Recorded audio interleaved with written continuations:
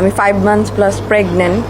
মজা নেওয়ার সময় কি মনে ছিল না যে বিয়ের আগে বিছানায় যেতে নাই, নাকি আরাম পেয়ে বেহুশ হয়ে গিয়েছিলে?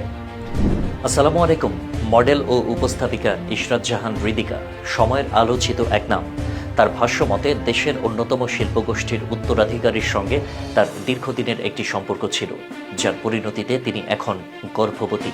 আমি 5 মান্থস প্লাস প্রেগন্যান্ট। দেশবাসীর ধারণা আপুটি আশা করেছিল বাচ্চা নিলেই বিয়ে করে ওই শিল্পগোষ্ঠীর গ্রুপের মালকিন হয়ে যেতে পারবে। কিন্তু আপুটি বোঝেই নাই সুগার ডেডিরা শুধু খায়, বিয়ে করে না।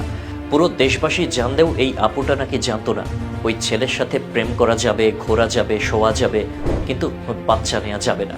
না হেসে পারলাম না। জাতি তাকে পরামর্শ দিচ্ছে এরপর থেকে শোয়ার আগে অলওয়েজ প্যাকেট নিয়ে রাখবা। মজা নেওয়ার সময় কি মনে ছিল না যে বিয়ের আগে বিছানায় যেতে নাই, নাকি আরাম পেয়ে বেহুশ হয়ে গিয়েছিলে? পেটে সন্তান আসার খবরে এই আপুর দাবি অনুযায়ী সেই ছেলে তার থেকে মুখ ফিরিয়ে নিয়েছে। হৃদিকা এখন সন্তান ও নিজের স্বীকৃতির দাবিতে সামাজিক মাধ্যমে সরব হয়েছেন। বাজে ছেলে তার পছন্দ, বাজে ছেলে তার ভাল্লাগের দাবি করে এখন আইনগত প্রতিকারক হচ্ছেন। মডেল ও অভিনেত্রী ইশরাত জাহান হৃদিকা সামাজিক মাধ্যমে এর দুই পরিচয়ে পরিচিত হলেও জানা গেছে অভিনয়ের খাতা তেমন সমৃদ্ধ নয়। হাতে গোনা দু একটি ওয়েব কন্টেন্টে অভিনয় করেছেন বলে খোঁজ পাওয়া গেছে। তবে একাধিক ইভেন্টে উপস্থাপনা করছেন এই হৃদিকা। তার অভিযোগ, সেই ছেলেটি বিয়ের আশ্বাস দিয়ে সম্পর্ক করেছে, এখন দায় নিচ্ছে না। কিন্তু প্রশ্ন হচ্ছে, এমন হারাম সম্পর্কে জড়িয়ে পড়ার শুরু হয়েছিল পশ্চিমা লাইফস্টাইল আর আরামায়েশের মোহে পড়ে, যেখানে আমাদের সমাজে এ ধরনের সম্পর্ক কোনোভাবে গ্রহণযোগ্য নয়। কিন্তু তবুও যেখানে সেখানে কেবল সম্পর্কের নাটক, প্রেমের নামে সম্পর্ক, সম্পর্কের নামে শারীরিক ব্যবহার, আর শেষে দায় এড়ানোর অভিযোগ।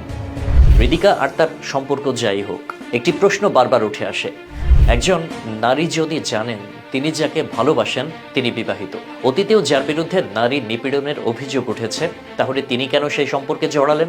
কেন নিজের সম্মান ও ভবিষ্যৎ এমন অনিশ্চয়তার মুখে তুলে নিলেন?